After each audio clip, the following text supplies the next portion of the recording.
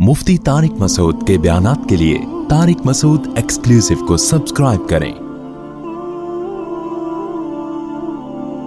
Tariq Masood exclusive.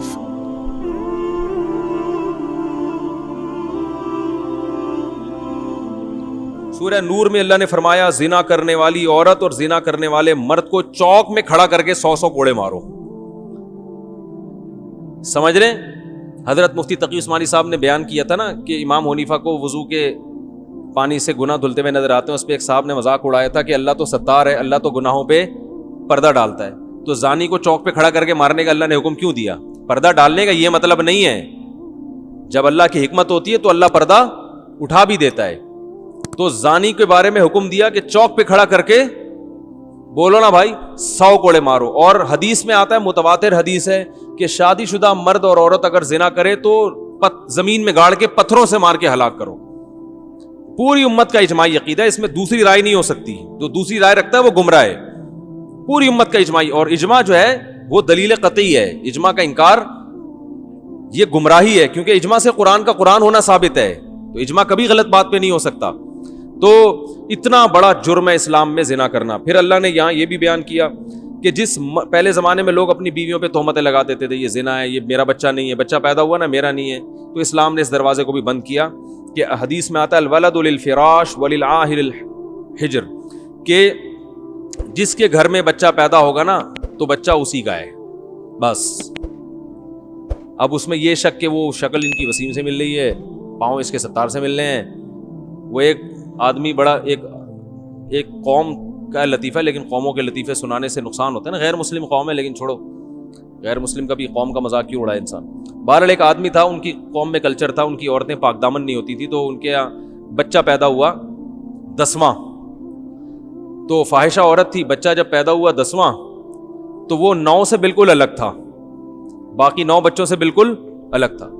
तो बच्चे के बाप को शुबा हुआ कि पता नहीं ये वाला मेरा है या नहीं है, लेकिन बीवी से पूछेगा तो ज़ाहिर लड़ाई होगी। तो मरने लगा जिस दिन मौत का वक्त था, तो बीवी से कहा कि अब तू बता दे ये किसका है, क्योंकि ये बाकी 9 से बिल्कुल अलग थलग है। अब तो मैं मर रहा हूं, तेरा क्या बिगाड़ सकता हूं? बीवी ने कहा सिर्फ यही तुम्हारा है, बाकी सारे ये इसलिए 9 से अलग थलग है कि सच्ची मुच्ची का तुम्हारा सिर्फ।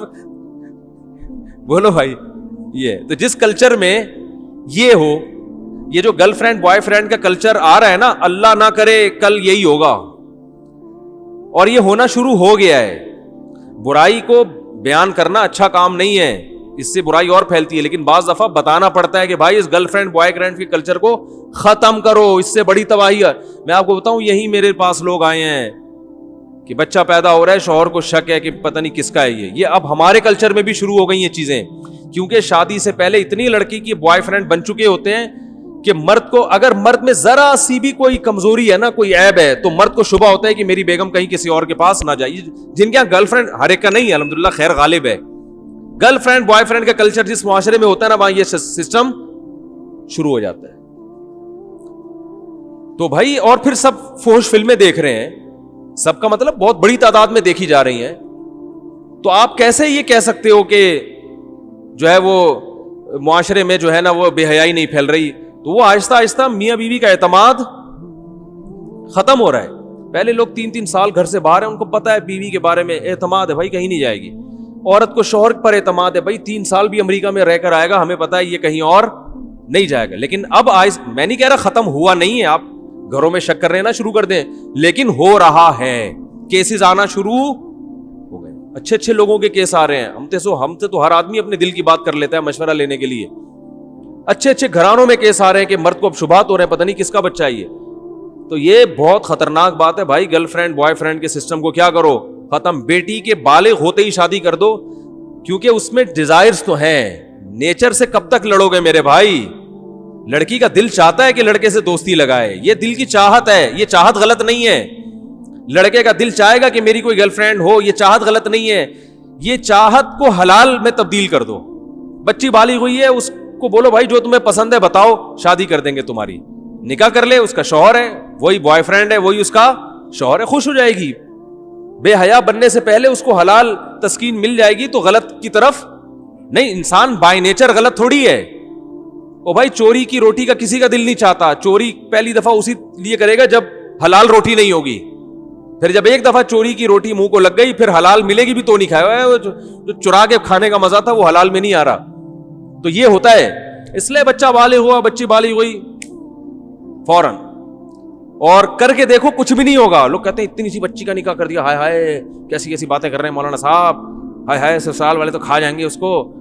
او بھائی کر کے دیکھو یار، ہم نے تو کی اپنے رشتے داروں میں، الحمدللہ کامیاب زندگی گزار رہی ہیں، بچیاں بھی بچے بھی سب خوش ہیں. ایسے ایسے فیملیز میں جاتا ہوں، بچہ بالغ ہوا کان سے پکڑ کے شادی کرا دی اس کی، باپ اپنے خرچے پہ کرا دیتا ہے، کوئی بات نہیں یار میری بہو ہے، جہاں میں نے اتنی بیٹیوں کو کھلایا ایک بہو کو بھی کھلا دوں گا میں، اور اللہ پھر برکت بھی دیتا ہے. بس باپ چاہتا ہے میری پینٹ میں جتنے پیسے میرے ہی ہیں، اپنے بیٹے کو نہیں دوں گا میں، ٹھیک ہے نا، نہ بیٹی کو دوں گا نہ بہو کو دوں گا. پھر یہی نتیجہ نکلتا ہے کہ پھر وہ بیٹا بھی نہیں خرچ کرتا باپ پر.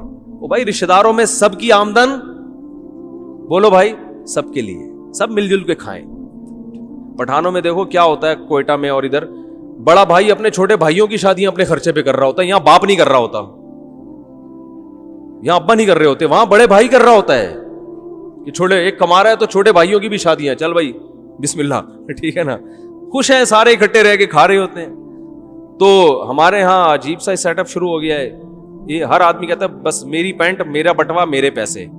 تو نتیجہ یہ نکلتا ہے کہ بہویں پھر سسر کا احترام نہیں کرتی، وہ کہتی ہیں یہ محبت باپ جیسی چاہتا ہے، خرچہ باپ جیسا کرنے کے لیے تیار. ارے اس کو پتا ہے میرے ابا نے تو مجھے ساری زندگی کھلایا پلایا، سسر کا پتا ہے یہ تو میرے میاں کو شادی نہیں کرنے دے رہے تھے جب تک خود اسٹیبل نہیں ہوئے، تو انہوں نے تو شادی بھی نہیں کرنے دی، اور شادی کرنے کے بعد بھی یہ اب ایک دھیلا خود خرچ نہیں کرتے. تو باپ بن کے دکھاؤ یار، کرو خرچ، کھلاؤ پلاؤ، پھر اولاد بھی تمہیں باپ بنائے گی، پھر اولاد تم پہ بھی خرچ کرے گی.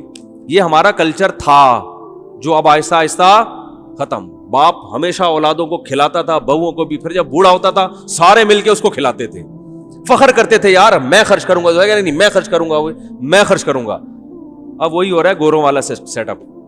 ابا کہہ رہے میری پینٹ میرے پیسے، ٹھیک ہے نا، بہو اپنا کما کے الگ کھا رہی ہے، میاں اپنا کما کے، بولتا کیوں نہیں بھائی الگ کھا رہے ہیں، تو نہ بہن پہ خرچ کر رہے ہیں نہ بہن بھائی پہ خرچ کر رہی ہے، بس تھوڑا سا وہ وائپر پہ جو آتا ہے نا، وہ گاڑی کے شیشہ صاف کرتا ہے اس کو 5 روپے، یہ صدقہ خیرات چل رہا ہے مارکیٹ میں، وہ جو آتا ہے نا وائپر کو صاف کیا یہ لے 5 روپے، اور وہ بھی بلا کو ٹالنے کے لیے. کسی نے بتایا ہوتا ہے بھائی کچھ 5 روپے نکالو بلائیں ٹل جائیں گی، تو 5 روپے میں چڑیلیں تو ٹلنے والی اچھی بات ہے، نہ کرنے سے یہ بھی بہتر ہے، لیکن اس سے بلائیں نہیں ٹلیں گی. سمجھ رہے ہو؟ نہیں آ رہی سمجھ میں. وہ ایک عورت کسی عامل کے پاس گئی کہ میری فلانے ڈاکٹر سے میری شادی کرا دو. عامل نے کہا 5 لاکھ روپے لگیں گے. اس نے کہا نہیں 500 روپے یہ فیس ہے میری. عامل کرا تو سکتا نہیں ہے. تو عامل نے کہا 500 روپے میں تیرے کو ڈاکٹر نہیں ملے گا. تو یہی ہو رہا ہے کہ 5 روپے میں ہم بلائیں کیا کر رہے ہیں، ٹال رہے ہیں. ایسا کرو گے تو کوئی بھی نہیں آئے گا. تو اللہ نے زنا کی سزا بیان کی کہ نفرت، اور پھر یہ حکام بیان کیے کہ مرد کو اولاد کی نفی کی اجازت نہیں. آپ کے ہاں بچہ پیدا ہوا تو شروع سے ہی پاک دامن عورت سے شادی کرو، نہیں کی تو اب جس ڈیزائن کا بھی پیدا ہو رہا ہے آپ کے کھاتے میں ہی ڈالے گی شریعت اس کو. سمجھ رہے ہو؟ نہیں آ رہی بات سمجھ میں؟ اب آپ کو شک کرنے کی اجازت نہیں ہے. اگر آپ کو یقین ہے کہ اس نے زنا کیا ہے تو اسلام کہتا ہے کہ یا تو 4 گواہ لے کر آؤ، یا عدالت میں جا کے 5 قسمیں اٹھاؤ عدالت میں، اور یہ کہو کہ اگر میں جھوٹ بول رہا ہوں تو مجھ پہ اللہ کی لعنت. اس طرح سے عدالت میں قسمیں اٹھائی جائیں گی. اس کے بعد عدالت عورت سے قسمیں اٹھائے گی. عورت اگر اقرار کر لے کہ میں نے زنا کیا ہے تو عورت کو رجم کر کے مارا جائے گا، اور بچہ پھر باپ کی طرف منسوب نہیں کیا جائے گا. وہ ولد الزنا بچہ کہلائے گا جس کا باپ نہیں ہوتا بیچارے کا. اور اگر عورت اقرار نہیں کرتی تو عورت کو جیل میں ڈالا جائے گا کہ بھئی یا تو زنا کا اقرار کرو یا انکار کرو. جب تک اقرار یا انکار نہیں کرتی جیل میں پڑی رہے گی. اور اگر وہ انکار کرتی ہے کہ میں نے نہیں کیا تو اسلام کہتے ہیں ایسے انکار نہیں، 5 قسمیں. اس میں بھی یہی ہے کہ مجھ پر اللہ کا غضب اگر میں جھوٹی ہوں. اور اگر قسمیں اٹھا لیتی ہے تو مرد نے بھی قسمیں اٹھا لی، عورت نے بھی اٹھا لی. اب ہمیں نہیں پتا ان میں کون سچ ہے کون جھوٹ ہے، تو دونوں کا نکاح ختم کرا دیا جائے گا. عدالت نکاح کیا کر دے گی کہ بھئی اب تم دونوں اکٹھے نہیں رہ سکتے. عدالت نکاح کو ختم کر دے گی، اور بچے کو باپ سے منسوب نہیں کرے گی, کیونکہ باپ بچے کو ماننے کے لیے تیار نہیں ہے اور اس نے قسمیں بھی اٹھا لی ہیں. پھر بچہ ماں کی طرف منسوب ہوگا لیکن وہ ولد الزنا بھی نہیں کہلائے گا, کیونکہ ہمارے پاس زنا کی کوئی دلیل نہیں ہے. تو یہ پورا پروسیس ہے. اب علماء یہ کہتے ہیں کہ آج عدالتوں میں یہ لعان والا عمل نہیں ہوتا, لہذا آج اگر کسی کی عورت زنا کر کے بچہ لاتی ہے, اس کی بیوی ہے, تو آپ بچے کا انکار کر نہیں سکتے, کیونکہ اسلام میں اس پروسیس سے گزرے بغیر انکار کی اجازت نہیں ہے, اور اس پروسیس پہ حکومت چلنے کے لیے تیار نہیں ہے. عدالتوں کو پتہ ہی نہیں لعان ہوتا کیا ہے.